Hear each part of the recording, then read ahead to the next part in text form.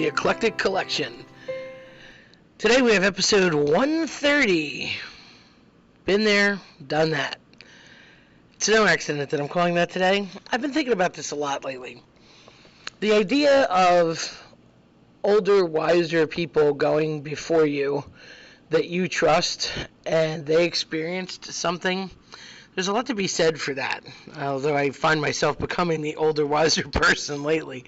But throughout time, and maybe it's me, I don't know, but I always listened to people that I liked and that I cared about and that I respected them and that I treasured their opinion because they knew better. You know, they were older, they were wiser, and as we all know, age and treachery will always triumph over youth and skill. So, can't take credit for that one, but it's a great quote. So, it's just one of those things, like, I find that sometimes in life, you know, you're on, like, this loop tape, and having been an educator for so many years, pushing 30, it's interesting that I keep seeing the same cycle of life, like, over and over again. Couldn't tell you about little kids, couldn't tell you about infants, couldn't tell you about babies. Pretty much under the age of 12, I got nothing. I'm pretty sure babies don't have teeth, so, like, you shouldn't feed them a steak. I could give you that kind of a thing. And then, like, not really great at the middle-age thing. Not watching it, not doing it, whatever. I know that's where people start to pull away from their spouse, get divorced, get remarried, have that crazy crack up where they go buy a Ferrari, you know, things like that. I'm pretty good with the old people thing because I was the oops baby in my family, so everybody was always significantly older, so I'm much better with elders than youth. I just always was. But I was, like, born mentally at 18 anyway, so that is my little backstory, and I've always been geared to and have a propensity towards older people, so I'm better, like, at trying to hang out with that crowd than down. Although it's funny because I'm in the both scenarios in my life with everything. With my family was sort of older, and everything in my jobs was always younger. So I'm significantly around both age sets a lot. Just like I'm behind a microphone a lot, more than average people.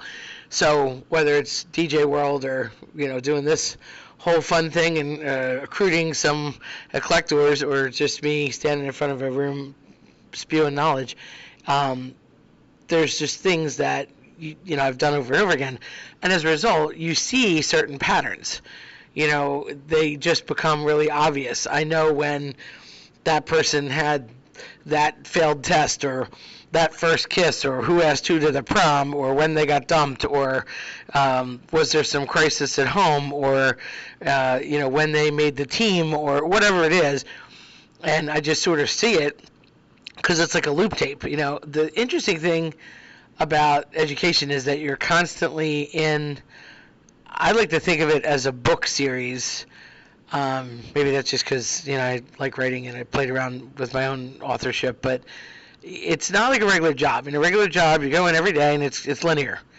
It's linear, you do it, you're in a cube or whatever you do, and you do your thing, and you constantly do your thing, and that's that. I feel like we have a very finite beginning and end. It's like a book. You open that new book in September, you get through that book until June or whenever things close out. Close that book, you read that book, you wrote that book, you did whatever with that book, but that book's done, over, you're off for the summer, recharge, and you put that book on a shelf. And at the end of your career, you get X amount of books. So that's how I look at it. It's very different. And I really wouldn't do it any other way because not only am I used to that schedule, but I can't even imagine being tied down to work and not things that I want to do or my own company or whatever in the summer. It's just foreign to me. But I was always a nerd, so I was always good at school, so I stuck to the whole school thing. That being said, I've just seen patterns and patterns and patterns. And then what kills me is when people don't listen to those patterns. Over the years, I've developed so many relationships with so many people that I know and trust, and I've become the known and trusted to them. And they still are hesitant sometimes when it comes to taking the advice that is oh so desperately needed. And to me, it's super clear, and yet when you're in it, it's not always as clear. And it's funny how that third party person can often see the writing on the wall, as my sister would say. And it's happened with me too, especially with her. She's always telling me, yeah, don't do this. It looks like a bad idea, or you should do that because it would really be a good thing to do. And I generally listen. I mean, there's been moments when I haven't, and sometimes the bad thing has happened, and sometimes it hasn't. Usually, I'm not going to lie, the bad thing has happened that she's warned me about, and sometimes I guess I expected it but did it anyway, and sometimes I'm in total disbelief, and it's just because I was either too involved or close to the situation or too oblivious. Because sometimes when you really care about something or you're really involved in something and it was your baby, it was your inception, it was your company, it was your relationship, it was your whatever, you feel that you own it, you protect it, and it's your entity, and then it doesn't work out, and you're like, oh, I am replaceable. So that's gone down several times too. But I just, for the most part, from my own experience, it's usually when that outside person that I care about, respect, and trust says to me, yo, take much. Generally, they're right, and I know that I get crazy frustrated when I'm not listened to, and yet I should be because, well, I'm just usually right. No, it's one of those things, and I think it's because of the clarity that comes with the outside of looking in, and that could be so many different things. But for some reason, people don't always take the advice, or even ask for it. And a wise man knows when to ask for help. I just feel like everybody I know lately seems to be on the struggle bus, and I feel bad. Some of it is stuff that just can't be dealt with. Like it's manageable, but it's nothing that's going to go away anytime soon. And it's all over the board. I mean, I got a friend going through a divorce that's just, it's going to happen, but it's going to take its time, and it's getting a little ugly. I've got kids that have issues with their, I say kids, I mean, of course, none of mine because I'm just not that crazy.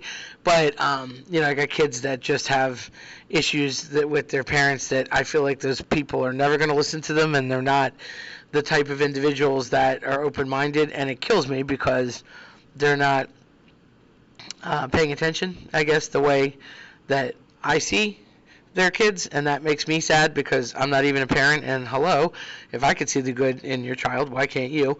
I've got friends that are pursuing relationships that they absolutely shouldn't be, and friends that are pursuing relationships that they absolutely should have done a long time ago and should have been. I've got people trying to accomplish things that they're going to do it, and they're going to get that degree or get that certificate, and it's just going to take time, but they're in the middle of it. So, Jimmy Eat World in the middle. That's what I feel like. So some of those things are totally accomplishable, and they're going to be fine.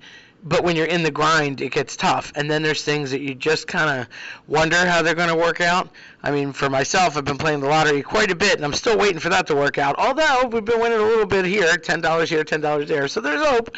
But that's like a totally uncontrollable thing. So whether it's that ridiculous and yet, you still dream the impossible dream, or it's something that you can do, if you can put the effort into it and make that thing happen. What's that expression? Wishes are thoughts you have in your head, but when you write them down on paper, they become goals.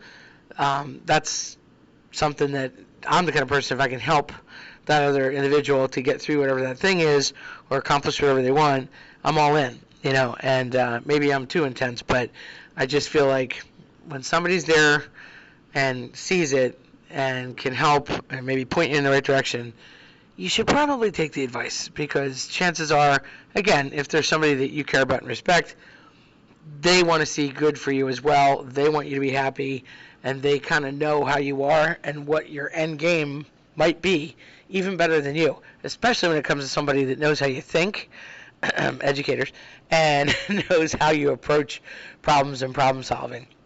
They can see when you chew on your pencil and stare at the ceiling to come up with the answer, what your flaws are, what your character traits and strengths are.